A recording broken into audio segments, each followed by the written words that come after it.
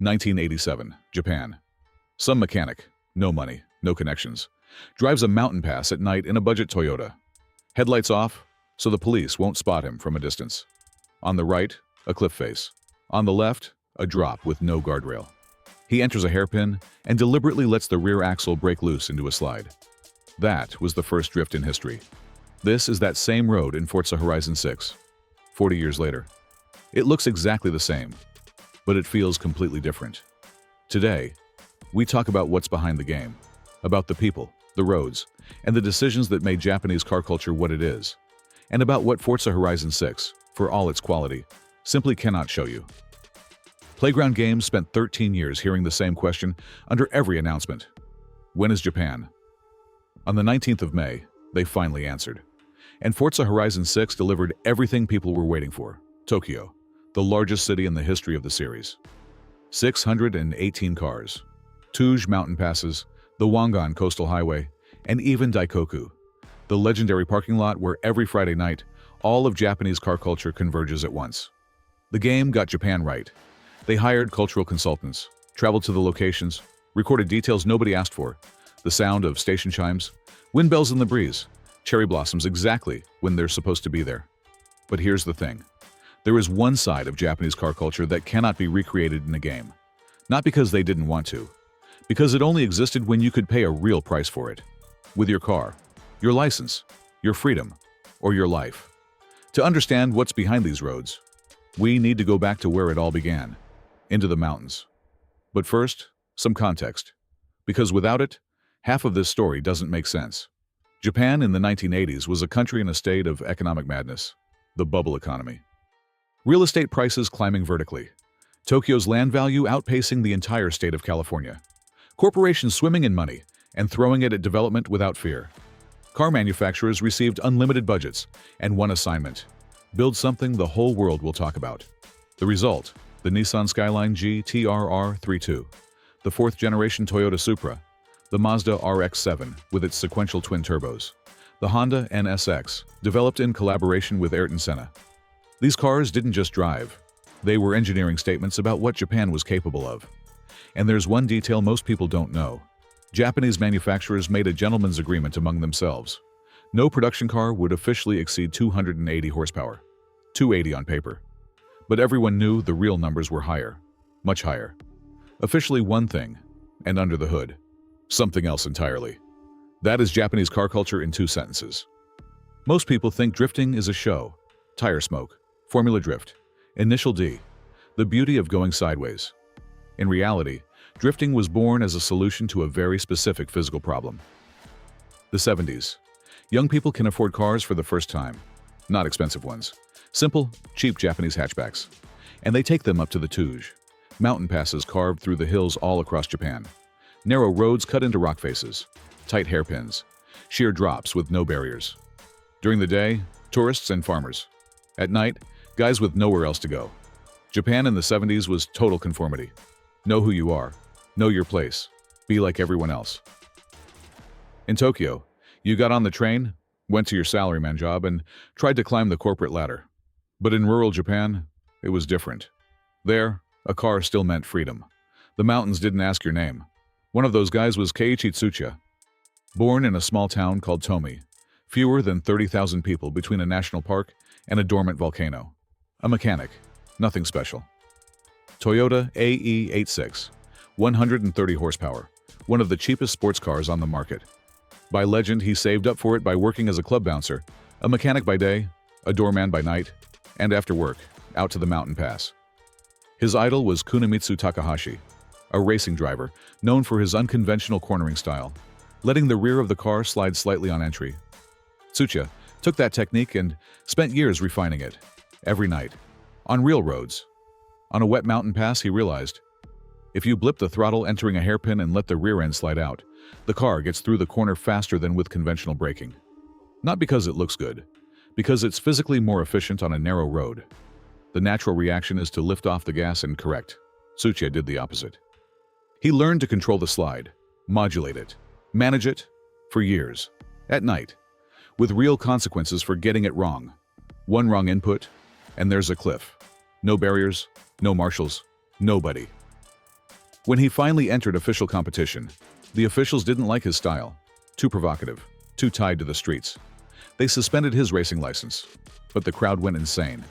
Nissan officially accused him of cheating. They simply couldn't believe an AE86 was capable of beating their cars. In '87, he recorded a VHS tape together with Carboy magazine. A camera mounted in the car. Him driving, no commentary. The authorities pulled the tapes from shelves. But it was too late. They had already spread everywhere, passed hand to hand, shown to each other in garages. Tsuchiya became the drift king. But at first, he was just trying not to fall off a cliff. The same AE86 from '85 is in Forza Horizon 6. If you want to feel something real, take it stock, no upgrades. No stability control. A night pass near Mount Fuji, rain. And imagine that a mistake doesn't mean restart. While Tsuchiya was in the mountains, something completely different was forming in Tokyo. The Wangan, the Bayshore route. A coastal expressway, running through the entire city. Flat, long, straight. No mountain passes here, just speed. In the '80s, people started showing up at night. No name, no structure, through friends of friends. A car magazine covered them and called them the Midnight Club. The club was founded by Eiichi Yoshida and his legendary 1979 Porsche 911 Turbo, which he spent his whole life pushing to its absolute limits, became the symbol of the club. Entry requirement? Your car must be able to run 250 kilometers per hour consistently. Most members were running 300 and above, 300 kilometers per hour, on a public urban expressway, Nissan Skyline, GTR. Fair Lady Z, the so-called Devil Z, a legend of the Wangan.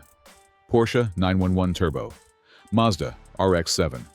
Cars pushed to their absolute limits, 600, 800 horsepower. Some built in collaboration with Smokey Nagata, founder of Top Secret Tuning, a legend in his own right. And the club had one iron rule: civilian safety above everything. Before every run, they checked the stretch of road. They posted people at every on-ramp. If there was even a single civilian car on the expressway, the run was off. They waited, or they went home. That rule held the club together for more than 10 years, in a city where the police knew they existed. 1999. A Bosozoku gang provoked a chase on the Wangan. Some club members got drawn in. The chase led into a high-traffic area. A collision. 2 Bosozoku riders died. 8 people ended up in the hospital, 6 of them innocent motorists. The Midnight Club was not directly responsible. But their presence there had led to civilian casualties. Their code was clear. If innocent people are harmed because of us, we stop. The club gathered and voted. Disband. Completely. Permanently. Not because the police forced them. Not because anyone got caught. Because they had broken their own code. And they could not continue after that. Cars were hidden or destroyed. Members disappeared into silence. The name Midnight Club is still considered off-limits to claim in Japan, out of reverence. The Midnight Club is the only criminal organization in the world that dissolved itself on a matter of honor. They disappeared quietly. No farewell runs, no press conferences. Just one evening, they stopped showing up on the Wangan. Forza Horizon 6 has that highway. It has the skyline across 4 generations. It has the Fair Lady Z. It has the Porsche 911. You can assemble the exact lineup of cars that raced there in the '90s. But the game is missing one thing. The moment when 30 cars stop in front of an empty road and don't launch. Because there's one civilian car at the on-ramp, and they turn around and go home. Not because they're afraid, because that's what they decided. Touge and Wangan were about speed and skill. But there was another movement, much louder and much angrier. Bosozoku, literally, those who run recklessly. But the name only appeared in the '70s. Before that, they were called Kaminari-zoku, the Thunder Tribe. And it didn't start with cars, or with rebellion for rebellion's sake. After World War II, some veterans and former kamikaze pilots couldn't fit back into peaceful Japanese society. They formed motorcycle groups, looking for the brotherhood and adrenaline that war had left behind. Their clothing, embroidered jumpsuits called tokofuku, echoed kamikaze uniforms. Their style, American cinema, James Dean, rebel without a cause. Japan absorbed even the American image of the rebel and made something entirely its own. By the '80s, the movement reached its peak. More than 42,000 members across the country. Their cars were a scream in metal. Exhaust pipes 2 meters tall. Chassis dropped so low to the ground that every bump sent up sparks. Vivid colors. Kanji characters lifted from old samurai films. These cars were not built for speed. They were built for maximum noise and maximum violation of norms. Deliberately. Most gang members dropped out of Japan's fiercely competitive school system, couldn't fit into the rigid job market, and ended up on the street, literally. Bosozoku stood out, as loudly as possible. Ignore us, and we'll make it impossible for you to do so. Hollywood even noticed them. In Ridley Scott's Black Rain from '89, Bosozoku played the role of Yakuza muscle in neon-soaked Tokyo. That image wasn't invented. 1 in 3 recruits into Japanese organized crime came directly from Bosozoku ranks. The police responded with mass operations in the 90s.